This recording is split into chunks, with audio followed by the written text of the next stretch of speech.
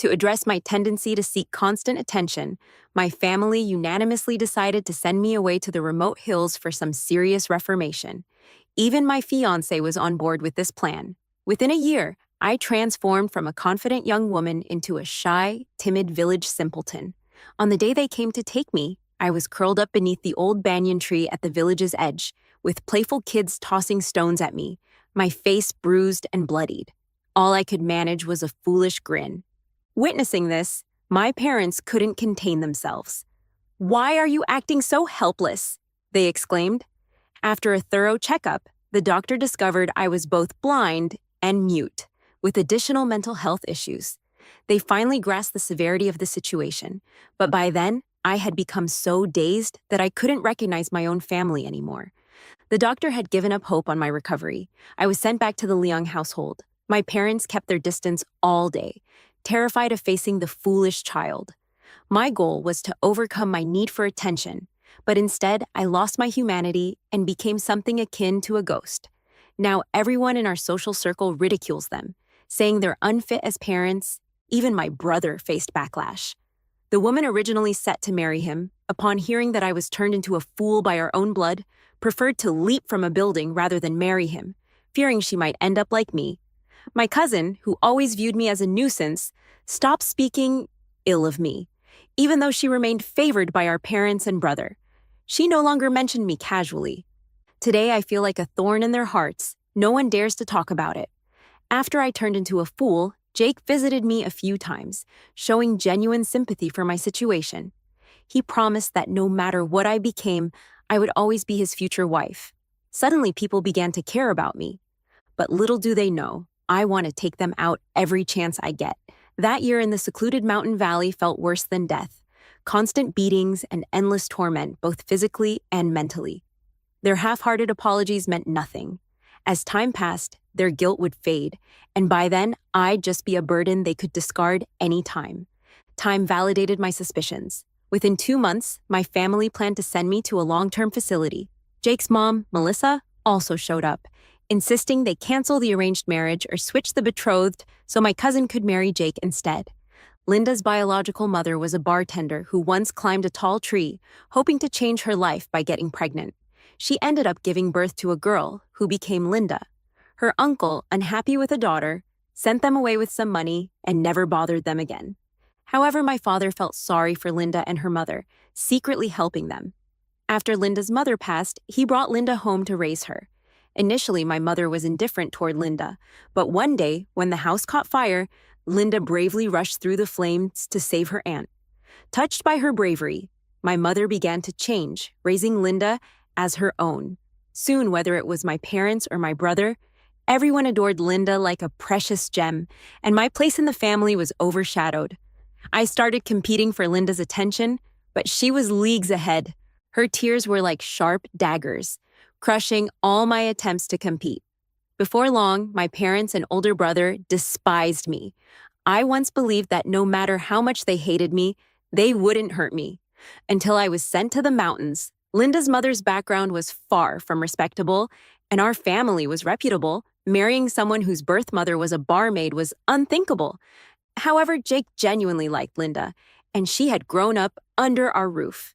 She was beautiful and talented, but her humble beginnings were a problem. Melissa's voice echoed in my memories. My mother understood and immediately said, "I've always treated Linda as my own.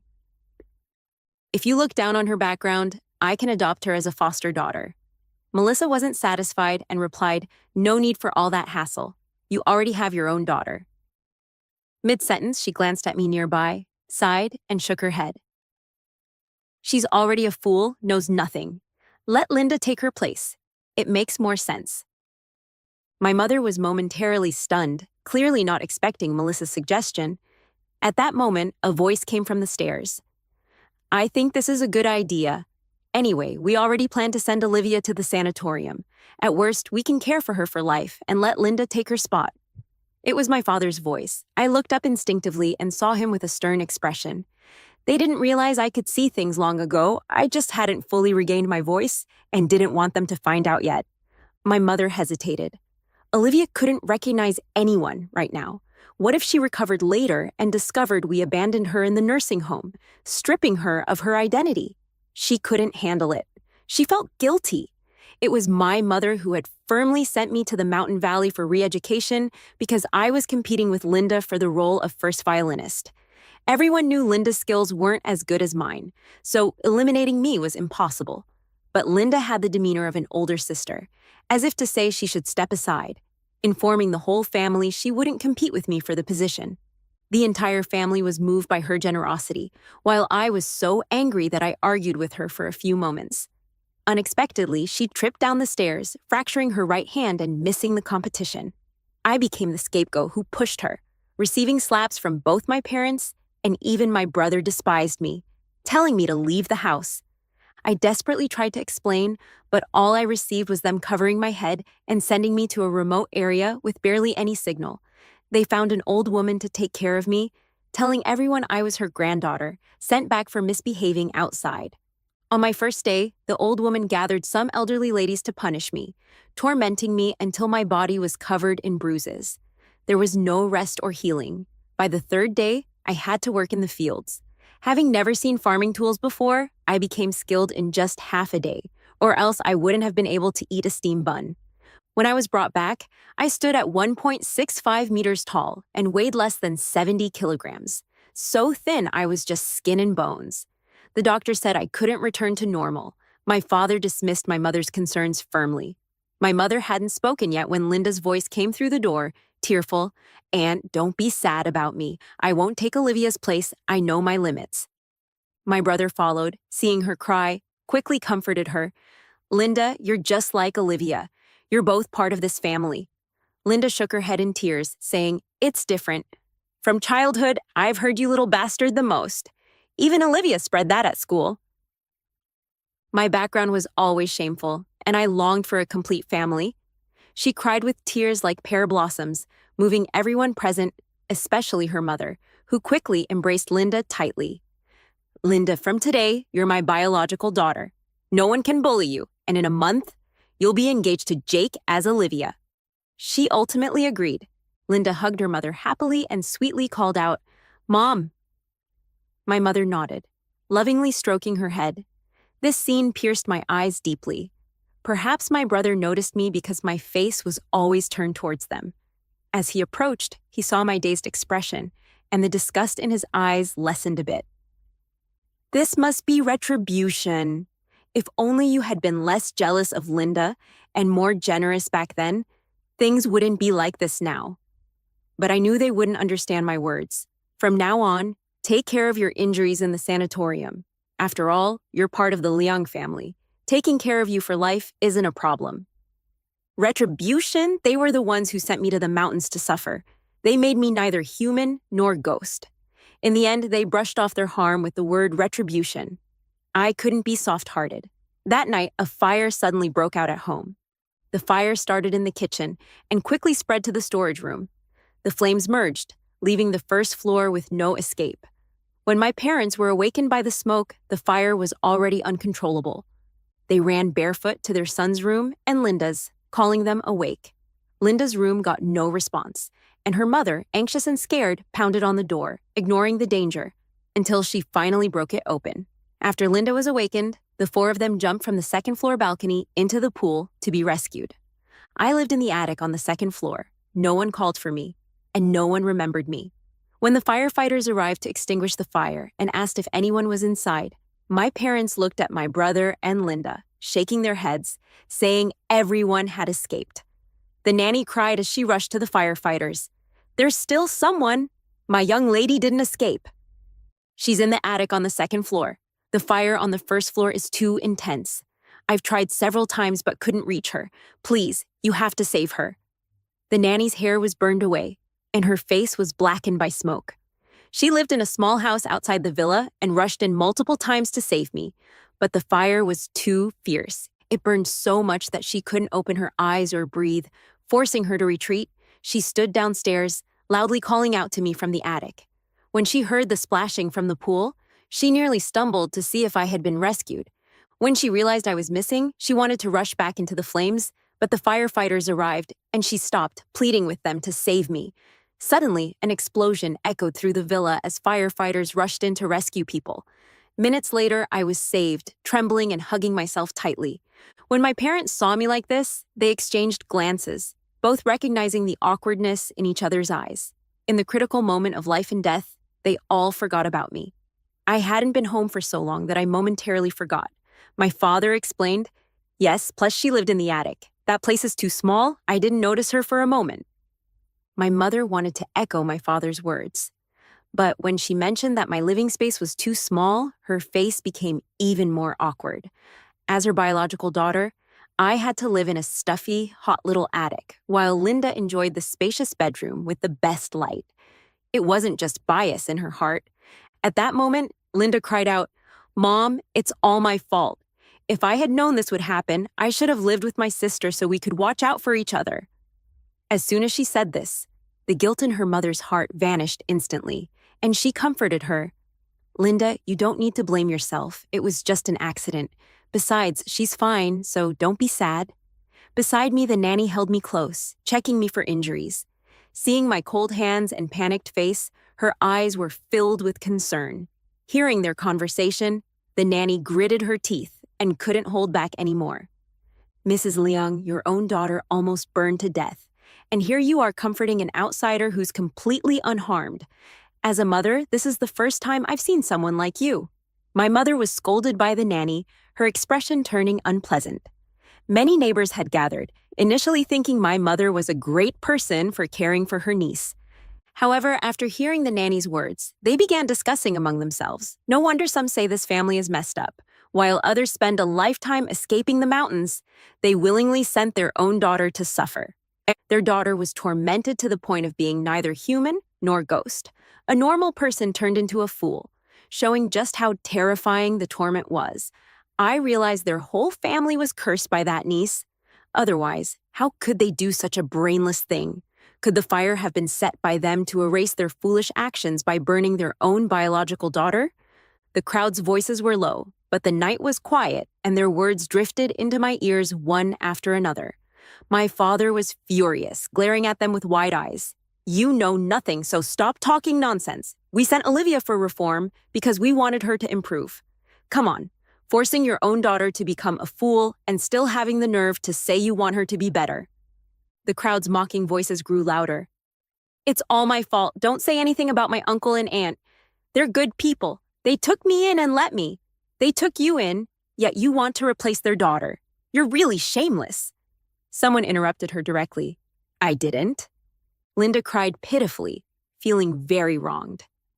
"Don't give me that nonsense. This family has been fooled by you, but it's their blindness. We won't be deceived. Someone like you, a scheming lowlife, can trick fools, but you can't fool us." Everyone looked at her with eyes full of disgust, as if seeing something filthy. My brother's eyes blazed with anger. "Enough. Linda did nothing wrong. Why should she endure your verbal insults?" Everyone fell silent. Most people present were from the business world, the kind you don't see when you look up, but do when you look down. Their parents wouldn't dare to argue with them, but my older brother loudly confronted them. Seeing this, everyone shook their heads and left, not wanting to meddle in others' affairs. They only felt pity for me and said a few extra words. Little did they expect to be reprimanded by the younger generation. Given that, they certainly wouldn't speak another word. On the afternoon of the second day, we had just moved into another residence. My brother's fiance's family came to our door, determined to cancel the marriage between our families. The last time I was brought back, my brother's fiancée saw me in my miserable state with her own eyes. After she left, she vomited for 2 days and had nightmares for several days. In the end, she couldn't take it and jumped from a building to persuade her parents to abandon the arranged marriage. Her parents initially disagreed until last night's fire, when someone told them the whole story. After careful consideration, the couple decided to end their marriage alliance. Despite their best efforts, my parents couldn't prevent the marriage between the two families from ending. My brother was furious and told that family, "Don't think just because your family's business is a bit bigger, you can bully me. One day I'll trample you underfoot." Before the couple could respond, their daughter retorted, "With a fool like you think you can step on my family's toes? Do you really think you're something special? If it weren't for your grandfather, you wouldn't even have the right to marry into my family. Grandpa is a business genius, having started from scratch, and he arranged a marriage alliance between my brother and me. Unfortunately, both my uncle and my father are mediocre talents.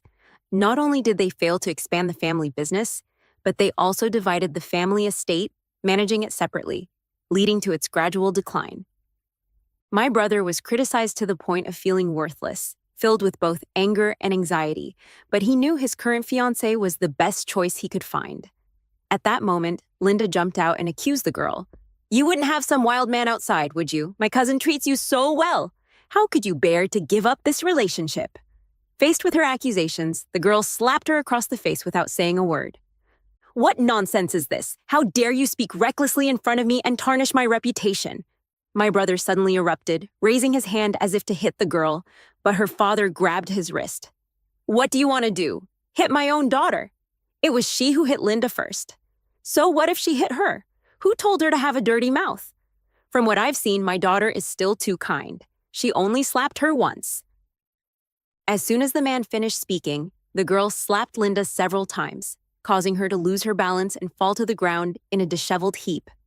A cheap person should be dealt with like this. I warn you, if you dare to spread rumors about me outside, it won't just be a few slaps.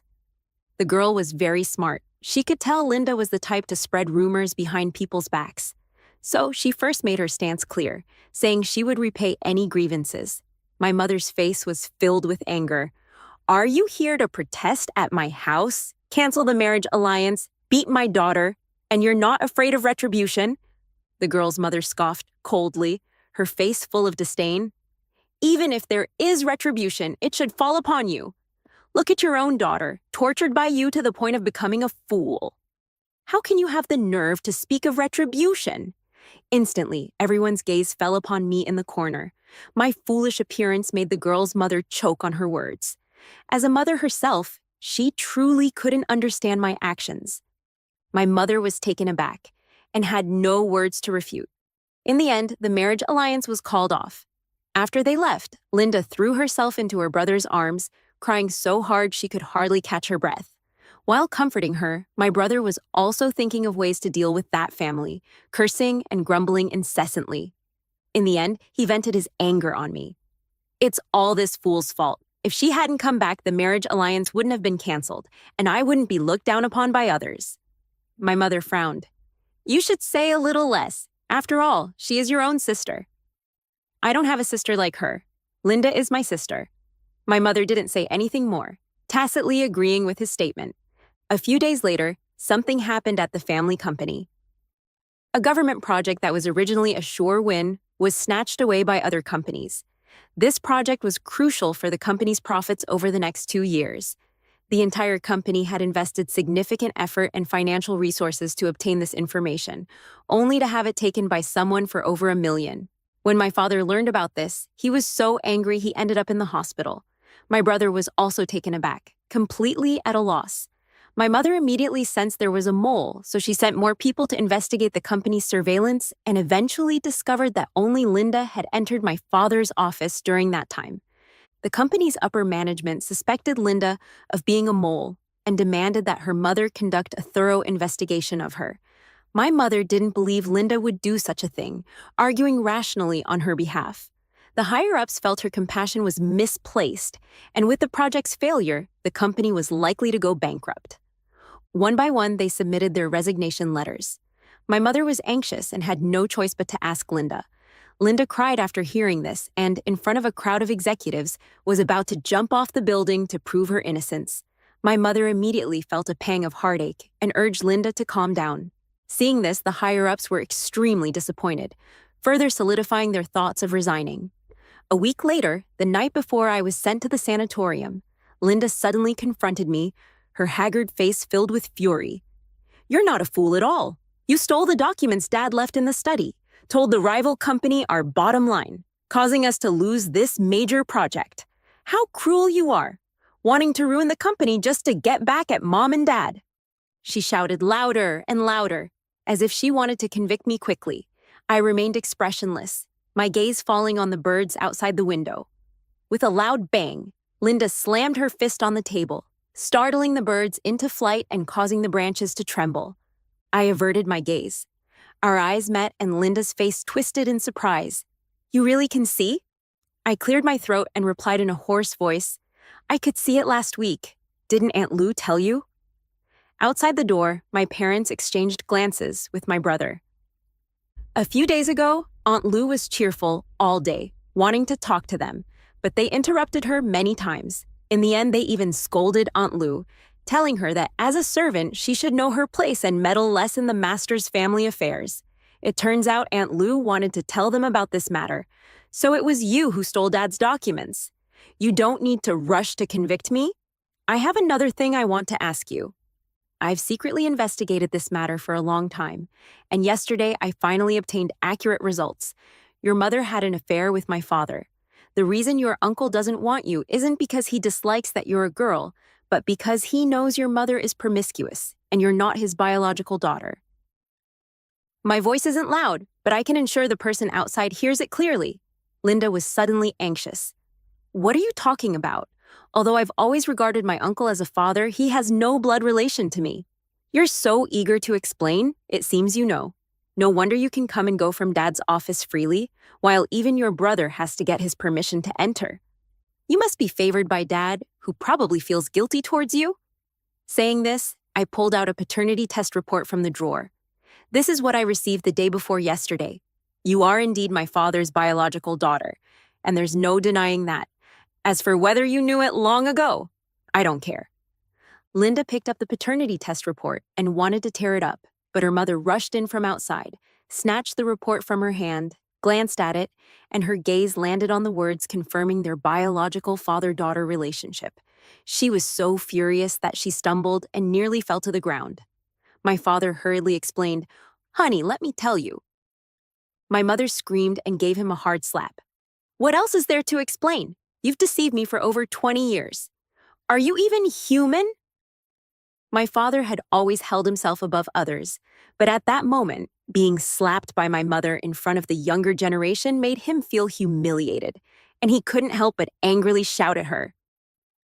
"Enough! Can you stop acting like a shrew? If it weren't for you arguing with me back then, making me feel bad, I wouldn't have gone out drinking, and I definitely wouldn't have met that woman. She's as gentle as water. Any man would make a mistake."